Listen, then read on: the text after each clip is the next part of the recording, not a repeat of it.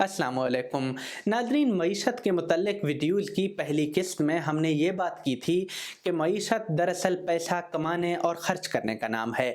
اس کے بعد ہم نے دیکھا کہ کس بنیاد پر پیسے کمائے جاتے ہیں اور پیسہ خرچ کرنے کی بنیادیں کون سی ہوتی ہیں۔ اس دوسری قسط میں ہم سرمایہ دارانہ نظام اور اس کے مکاتب فکر یعنی اسکول آف تھاٹ کی بات کریں گے۔ ناظرین، کسی ملک کا سیاسی نظام جو بھی ہو، مگر آج کے دور میں اس کا معاشی نظام سرمایہ دارانہ یعنی کیپٹلسٹ اکانومی ہی ہے۔ فرق بس اتنا ہے کہ مختلف ملکوں میں سرمایہ دار مختلف ہیں۔ سرمایہ دارانہ نظام آسان لفظوں میں ایک ایسے معاشی نظام کو کہتے ہیں جس میں سرمایہ دار یعنی کیپٹلسٹ اپنے استعمال کے لیے چیزیں بنانے کی بجائے خالصتاً منافع کمانے کے لیے چیزیں بناتا ہے۔ سوشلسٹ خیال کے حامل لوگ سمجھتے ہیں کہ عام لوگوں یعنی پرائیویٹ کیپٹلسٹ کی بجائے صرف سرکار کو سرمایہ دار ہونا چاہیے تاکہ سرکار منافع کمائے اور پھر اس منافع کو مساوی طور پر عوام میں تقسیم کرے۔ ہر دونوں صورتوں میں سرمایہ دار ہی معیشت کی ریڑھ کی ہڈی ہوتے ہیں۔ عام طور پر سرمایہ سے مراد وہ مشینیں یعنی ٹولز لی جاتی ہیں جن سے منافع بخش چیزیں بنائی جاتی ہیں۔ اس کے برعکس خام مال یعنی را مٹیریل کو نہ سرمایہ سمجھا جاتا ہے اور نہ ہی خام مال رکھنے والوں کو سرمایہ دار۔ مثال کے طور پر ٹیکسٹائل کی صنعت میں ٹیکسٹائل مل کا مالک تو سرمایہ دار ہے مگر کپاس کا مالک سرمایہ دار نہیں۔ پیسے کو عام طور پر صرف سرمایہ کہنے کی بجائے مالی سرمایہ یعنی فائنینشل کیپٹل کہا جاتا ہے۔ سرمایہ کار اپنی سرمایہ یعنی مشینوں سے چیزیں بنانے کے لیے لوگوں کو ایک مقررہ تنخواہ پر نوکری دیتا ہے۔ یہ لوگ مزدور یعنی ویج لیبر کہلاتے ہیں۔ سرمایہ دار اپنی سرمایہ سے مزدوروں کے ذریعے سے بنائی ہوئی چیزیں بیچ کر منافع کماتے ہیں۔ منافع کی شرح کا انحصار سرمایہ داروں کے درمیان مقابلے پر ہے۔ جس چیز کا مقابلہ مارکیٹ میں زیادہ ہو اس پر سرمایہ دار کو کم منافع ملتا ہے اور اس کے برعکس جس چیز کا بنانے والا صرف ایک ہی سرمایہ دار ہو اس میں اس کی منمانی ہوتی ہے اور وہ زیادہ منافع کماتا ہے۔ اس کے علاوہ بعض اوقات ایسے بھی ہوتا ہے کہ کوئی چیز ایک سے زیادہ سرمایہ کار بنا رہے ہوتے ہیں مگر آپس کی ملی بھگت سے مقابلہ ختم کر کے منمانی کی فضا بنائی جاتی ہے۔ ان دونوں صورتوں میں ساری مارکیٹ پاور سرمایہ داروں کے پاس آ جاتی ہے اور وہ جان بوجھ کر ایسے حربے استعمال کرتے ہیں جن سے منافع بڑھائی جا سکے۔ مثال کے طور پر سرمایہ دار سپلائی یعنی رسد کم کر کے مصنوعی طور پر ڈیمانڈ یعنی طلب بڑھا کر قیمتوں میں اضافہ کرتے ہیں۔ اس طرح کی منمانی کو معیشت کی توازن کے لیے بہت خطرناک تصور کیا جاتا ہے۔ زیادہ تر ممالک میں مقابلے کا قانون یعنی کمپٹیشن لا کے ذریعے اس قسم کی منافع خوری روکنے کی کوشش کی جاتی ہے۔ آج کے دور میں سرمایہ دار عام طور پر اشخاص نہیں بلکہ تجارتی ادارے یعنی کارپوریٹس ہوتے ہیں۔ ان کارپوریٹس میں شامل ہر فرد کے پاس سرمایہ کا ایک حصہ ہوتا ہے۔ کارپوریٹس میں سرمایہ کا حصہ سٹاک مارکیٹ میں فائنینشل کیپٹل کے بدلے شیئرز خرید کر حاصل کی جاتی ہے۔ شیئر کا مطلب یہ ہوتا ہے کہ کسی شخص کے پاس سرمایہ کا کتنا حصہ ہے۔ اس سرمایہ دارانہ نظام میں توازن کو بگاڑے بغیر معیشت کیسے ترقی کر سکتی ہے، اس حوالے سے لا تعداد فلسفے ہیں۔ ان سب کا احاطہ نہ تو میں کر سکتا ہوں اور نہ ہی کسی ایک ویڈیو میں ان کا احاطہ ممکن ہے، اس لیے صرف فلسفوں کا ذائقہ آپ تک پہنچانے کے لیے 3 مشہور مکاتب فکر کلاسیکل، نیو کلاسیکل اور مارکسٹ کا تعارف پیش کروں گا۔ کلاسیکل سکول کو جدید معیشت کا سب سے قدیم فلسفہ مانا جاتا ہے۔ اس فلسفے کا بنیادی نقطہ یہ ہے کہ سرمایہ دار کو ہر قسم کی بندشوں سے آزاد ہونا چاہیے۔ اس طرح معیشت خود بخود متوازن ہوگی جو تمام طبقوں کے لیے سود مند ہوگی۔ اس کے پیچھے دراصل یہ سوچ کار فرما ہے کہ جب سرمایہ دار آزاد ہوں گے تو آپس میں مقابلے کی وجہ سے سستی چیزیں بنائیں گے اور خریدنے والوں کو معیاری اور سستی چیزیں دستیاب ہوں گی۔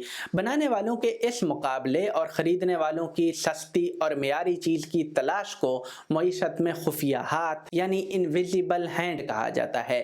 کلاسیکل فلسفے میں چیز کی قیمت کا تعین اس پر لگنے والے اخراجات یعنی کاسٹ سے کیا جاتا ہے۔ کلاسیکل فلسفے میں ایک اور قانون سیز لا کو اہم مقام حاصل ہے۔ اس قانون کے مطابق سپلائی اپنی ڈیمانڈ خود بناتی ہے، اس لیے کسی چیز کی سپلائی نہ روکی جائے۔ نظریہ یہ ہے کہ زیادہ سپلائی پیدا کرنے کے لیے سرمایہ دار کو زیادہ مزدور رکھنے ہوں گے، جس سے زیادہ لوگوں کے پاس پیسے آ جائیں گے اور نتیجتاً خریدنے والے لوگ خود بخود بڑھ جائیں گے۔ کلاسیکل سکول میں آزاد مارکیٹ کی طرح آزادانہ تجارت کا بھی فلسفہ موجود ہے۔ اس فلسفے کے مطابق اگر اپنے ملک میں جو چیز سستی نہیں بن سکتی وہ دنیا میں جہاں کہیں بھی سستی مل سکتی ہو وہیں سے لینی چاہیے۔ کلاسیکل سکول میں معاشی ترقی کا یہ طریقہ بتایا جاتا ہے کہ منافع کا زیادہ حصہ سرمایہ دار کے پاس جانا چاہیے۔ اس کی وجہ یہ ہے کہ سرمایہ دار پھر سرمایہ کاری یعنی انویسٹمنٹ کرے گا، جس سے مزید منافع اور مزید نوکریاں پیدا ہوں گی۔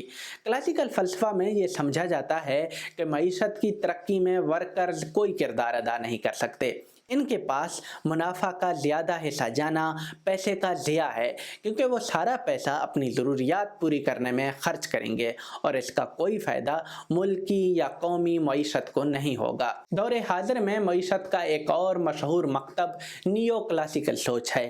اس فلسفے کی بنیاد اس بات پر ہے کہ سرمایہ کار کو آزاد کرنے کی بجائے خریدنے والے فرد کو آزادی دی جائے۔ فرد کی آزادی کے پیچھے مفروضہ یہ ہے کہ وہ خود غرض اور عاقل ہوتا ہے، اس لیے وہ اپنے فائدے کا ہی فیصلہ کرے گا۔ اس فلسفے میں بھی سرکار یا کسی بھی اور ایکٹر کی معیشت پر اثر انداز ہونے کی گنجائش اس وقت تک نہیں ہوتی جب تک مارکیٹ میں کوئی خرابی یعنی مال فنکشنلٹی نہ آ جائے۔ کلاسیکل سوچ کے برعکس اس فلسفے میں چیز کی قیمتوں کا تعین یہ بات کرے گی کہ اس چیز کی مارکیٹ میں کتنی اہمیت ہے، قطع نظر اس سے کہ اس کے بنانے میں خرچہ کتنا آیا ہے۔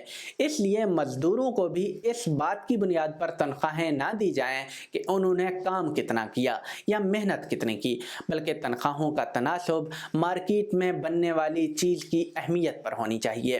اس طرح اس مکتب میں توجہ کا مرکز پیداوار یعنی پروڈکشن کی بجائے کھپت یعنی کنزمپشن ہے۔ ڈیمانڈ اور سپلائی کے بارے میں اس سکول کے لوگ بھی خود توازن یعنی ایکویلیبریم پر یقین رکھتے ہیں۔ معیشت کا ایک اور مشہور فرقہ مارکسٹ سوچ کے حامل لوگوں کا ہے۔ اگرچہ اس سکول کا بھی بنیادی نقطہ یہ ہے کہ سرمایہ دارانہ نظام سے ہی معیشت ترقی کر سکتی ہے، مگر ان کے خیال میں نجی سرمایہ کاری یعنی پرائیویٹ کیپٹلسٹس ترقی کو صرف ایک طبقے تک محدود کرتی ہے۔ اس فلسفہ کو اس پہلو میں کلاسیکل سکول سے بہت مماثلت ہے کہ یہ بھی فرد کی بجائے طبقوں کی بات کرتا ہے۔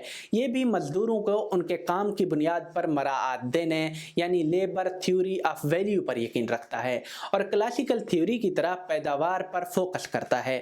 جو چیز اس تھیوری کو کلاسیکل سے مختلف بناتی ہے وہ طبقوں کے درمیان فرق کی اہمیت ہے۔ یہ فلسفہ طبقوں کے درمیان تفاوت کو انتہائی سنگین قرار دیتا ہے۔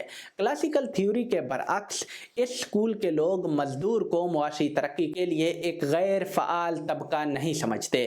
ان کے خیال میں سرمایہ دار کے علاوہ مزدور بھی معیشت کی ترقی میں یکساں اہم ہیں۔ ان تین فلسفوں کی طرح بقیہ مکاتب کے حدود بھی آپس میں غیر واضح ہیں۔ بہت سی چیزیں ایک دوسرے میں مشترک بھی ہیں اور بہت سی چیزیں مختلف بھی۔ کسی بھی فلسفے کو کسی دوسرے پر نہ کوئی برتری ہے، نہ کسی ایک کے اپنانے سے معیشت کے سارے مسائل حل ہو سکتے ہیں، کیونکہ ہر فلسفہ کچھ مخصوص حالات کو فرض کر کے بنایا گیا ہے، اس لیے مختلف حالات میں اس کے فوائد اور نقصانات مختلف ہوتے ہیں۔ ناظرین، اس ویڈیو میں اتنا ہی۔ اگلی قسط میں ہم انشاءاللہ معیشت کے کرداروں کی بات کریں گے۔ اس سے پچھلی قسط دیکھنے کے لیے اس پلے لسٹ پر کلک کریں۔ آپ کا بہت بہت شکریہ۔